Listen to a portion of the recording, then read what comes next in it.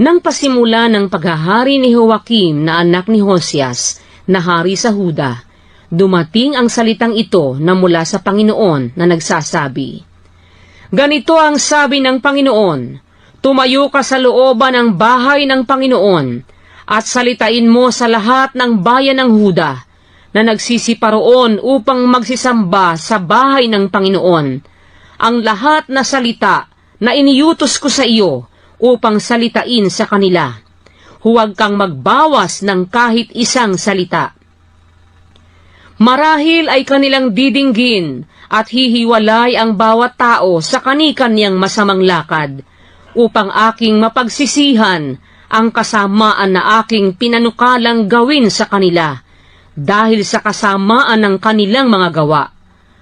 At iyong sasabihin sa kanila, ganito ang sabi ng Panginoon, kung hindi ninyo didinggin ako na magsilakad sa aking kautusan na aking inilagay sa harap ninyo, na makinig sa mga salita ng aking mga lingkod na mga propeta, na aking sinusugo sa inyo, na bumabangon akong maaga at sinusugo ko sila, ngunit hindi ninyo pinakinggan, ay aking ang gagawin ang bahay na ito na gaya ng silo, at gagawin ko ang bayang ito na sumpa sa lahat ng mga bansa sa lupa."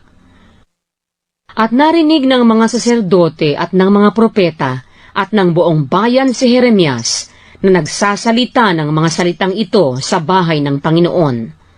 At nangyari, nang si Jeremias ay makatapos sa pagsasalita ng lahat na iniutos ng Panginoon sa kanya, na salitain sa buong bayan, na hinuli siya ng mga saserdote at ng mga propeta at ng buong bayan na sinasabi, "Ikaw ay walang pagsalang mamamatay.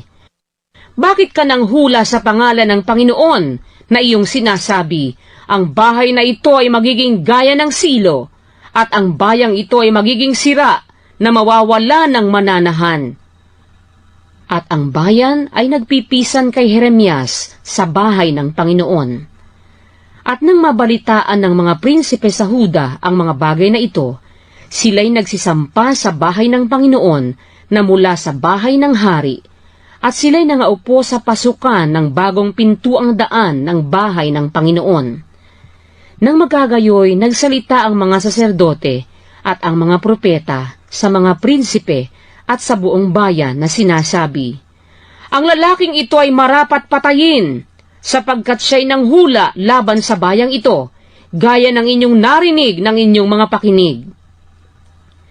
Nang magkagayoy, nagsalita si Jeremias sa lahat ng prinsipe at sa buong bayan na sinasabi, "Sinugo ako ng Panginoon upang manghula laban sa bahay na ito at laban sa bayang ito ng lahat na salita na inyong narinig. Kaya't ngayoy pabutihin ninyo ang inyong mga lakad at ang inyong mga gawa at inyong talimahin ang tinig ng Panginoon inyong Diyos, at pagsisisihan ng Panginoon ang kasamaan na kanyang sinalita laban sa inyo. Ngunit tungkol sa akin, narito, ako'y nasa inyong kamay. Inyong gawin sa akin ang minamabuti at minamatuwid sa harap ng inyong mga mata. Talastasin lamang ninyong mabuti na kung ako'y inyong ipapapatay, kayo'y magdadala ng walang salang dugo sa inyo at sa bayang ito at sa mga nananahan dito, sapagkat katotohanang sinugo ako ng Panginoon sa inyo upang magsalita ng lahat ng mga salitang ito sa inyong mga pakinig." Nang magkagayoy, sinabi ng mga pangulo at ng buong bayan sa mga saserdote at sa mga propeta, "Ang lalaking ito ay hindi marapat patayin, sapagkat siya'y nagsalita sa atin sa pangalan ng Panginoon nating Diyos."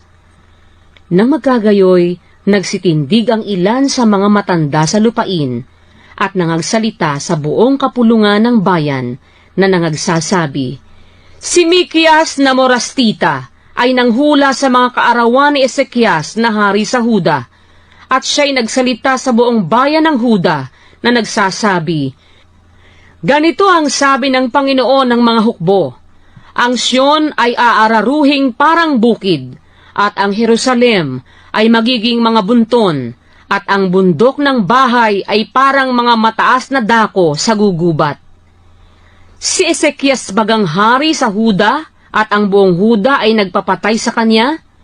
Hindi bagas siya natakot sa Panginoon at dumalangin ng lingap ng Panginoon at ang Panginoon ay nagsisi sa kasamaan na kanyang sinalita laban sa kanila? Ganito gagawa tayo ng malaking kasamaan laban sa ating sariling mga kaluluwa.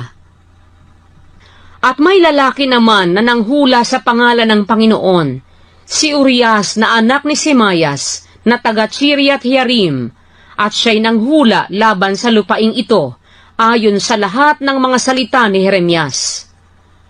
At nang makinig si Joakim na hari, 10 ng lahat niyang mga makapangyarihang lalaki, at ng lahat na prinsipe, ang kanyang mga salita, pinagsikapan ng hari na ipapatay siya.